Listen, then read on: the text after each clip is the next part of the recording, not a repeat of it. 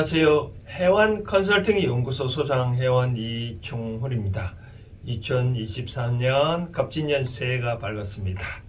해완 컨설팅 연구소에서는 매주 월요일 논어방송, 금요일 주역방송, 수요일은 이제 여러분들이 궁금함을 해온 생각으로 풀이해 드리고 있는데요.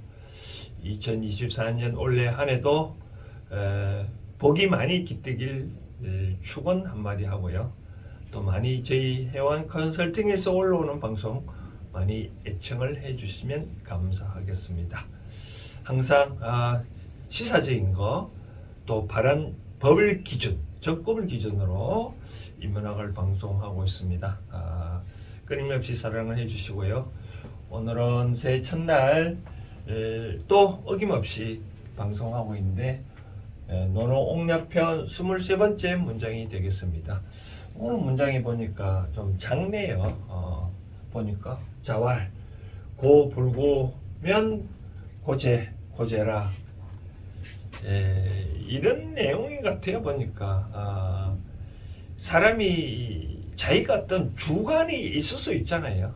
주관이 있는데 그 주관을 만약에 판단 기준에 어긋나면 뭔가 모르게 내 마음속에 불만을 하게 되고 한탄할 수가 있잖아요. 그래서 이 아무리 성직자, 성현이라 하더라도 세월의 변화에 대해서 좀 뭔가 좀 수긍을 하면 좋지 않겠나라는 생각하기도 하는데, 그러나 엄격하게 잣대를 유지를 하고 아무리 이 형식을 좋아하지 않는다 하더라도 실질을 중요시하는 공자를 하더라도 어떤 면에서는 한탄을 하는 그런 모습을 볼 수가 있는데, 그 문장이 아마 이런 문장인 것 같아요. 고 불고면, 이 고자는 술장고거든요. 술장고인데 고가 뭐 술잔이 요즘은 다 뭐 둥근데, 특히 술잔과 네모난 술잔을 고라고 합니다. 이 이제 불각자인데요. 불각자고, 요거는 자 소리를 내는 그런 외로울 고자, 이런 고자 쓰는데, 그러니까 그러니까 이렇게 네모난 술잔을 고라고 한대요. 그런데 불고, 그런데 술자는 요 술자는 요 앞에 있는 요 술자를 말하는 것 같아요. 고유명사 요거.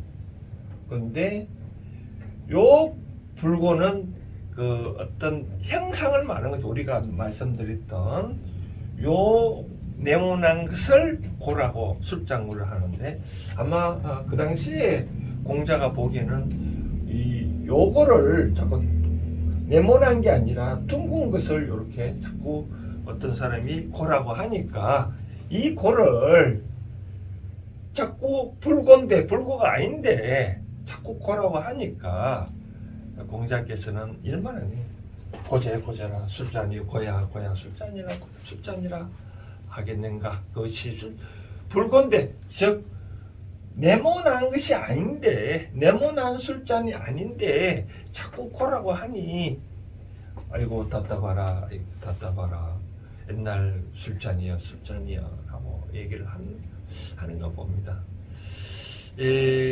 사람이 이제 부모고도 살아생전 보면, 이 자식이 보면 또 내가 생각하는 자식이 원하는 바가 안 될 수가 있잖아요. 그러면 뭐 우리 아들이 어디로 갔나, 내 딸이 어디로 갔나 뭐 한탄하기도 하고.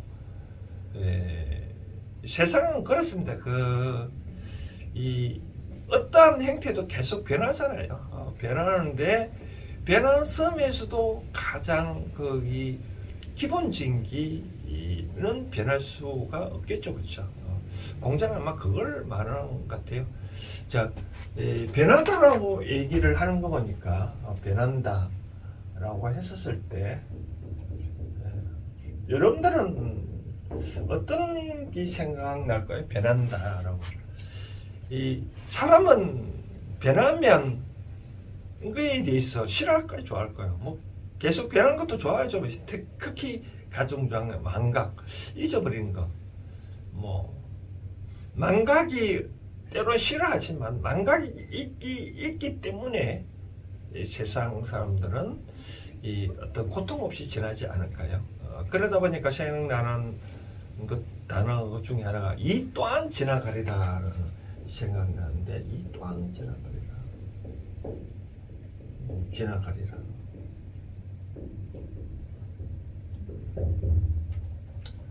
세상이 어려우면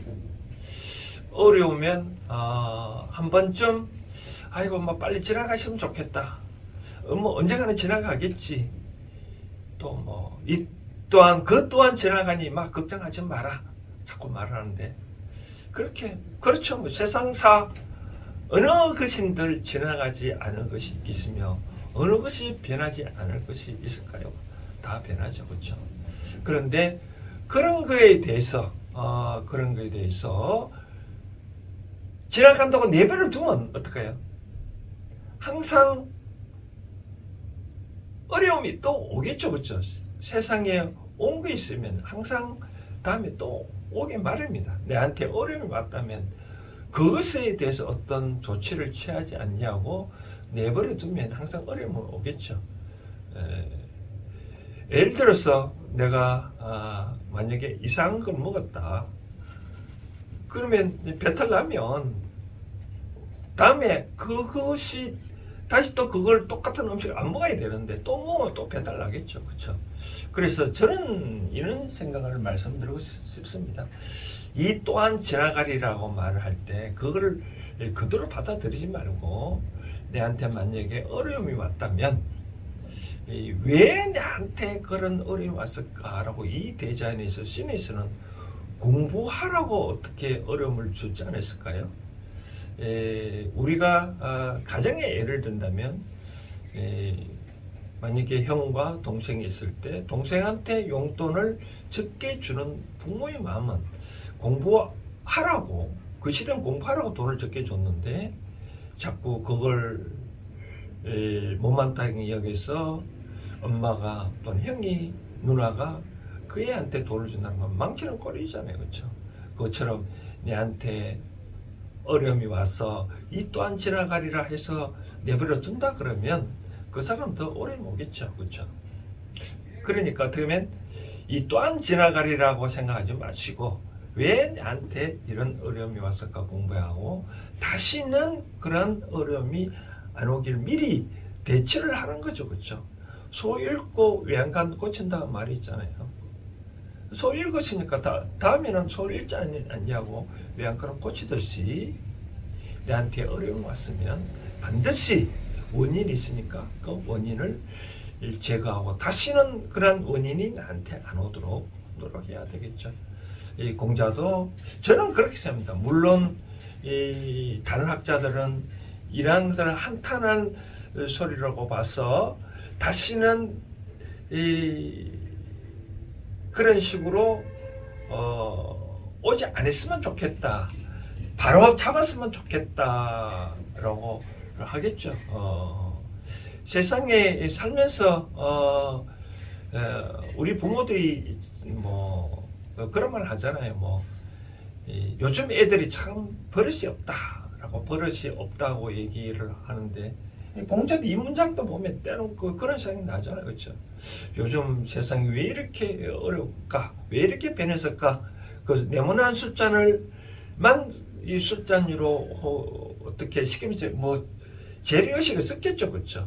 그게 아닌데도 불구하고 다른 숫자를 쓰니까 참 세상 말세다고 얘기하는데 어느 시대든 다 뭐 옛날 2500년 전이든 뭐 공자나 율곡 선생이나 황희 선생이 살 때도 요즘 애들이 버릇이 없다고 얘기하는데 그 전에 율곡 선생이나 황희 선생이나 그 앞에 있는 부모들도 그런 말 했겠죠. 그렇죠? 요즘 애들 버릇이 없다. 다 시대는 변하기 마련입니다. 그러면 어떻게 하겠냐? 현재 나는 나의 주관을 맞게끔 행동을 하는 거고 왜 요즘 애들이 이렇게 할 수밖에 없는지 한번 좀 생각을 하고 만약 그것이 못마땅하다 그러면 바르게 가르쳐 주면 되는 거죠. 그렇죠?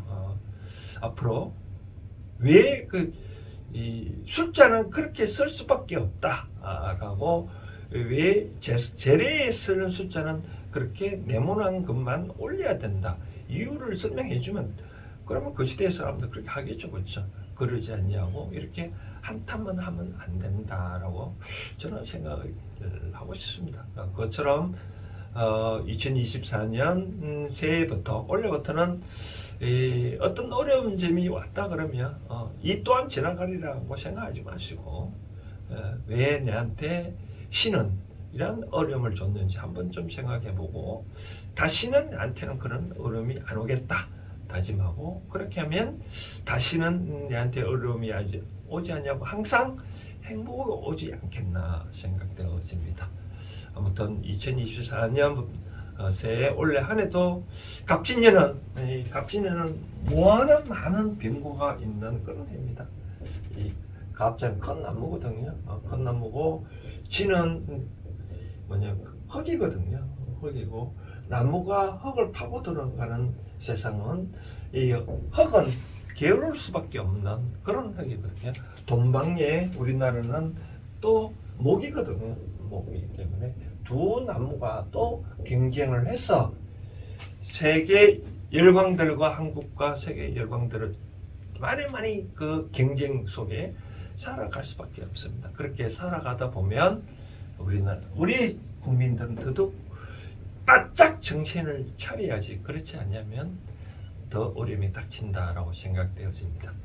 이제 내년에 2025년 되면 또 통일의 기운이 점점 다가오고 많이 급변한 세상이 다가오니까, 원래 2024년만이라도 우리가 긴장을 바짝 차려서 똑같은 내한테 잘못이 없기를 미리 대비를 해야 되지 않겠나 생각되어집니다. 오늘 옥야편 23번째 문장은 이 정도라면 여러분들이 충분히 이해를 하실 것 같습니다. 감사합니다.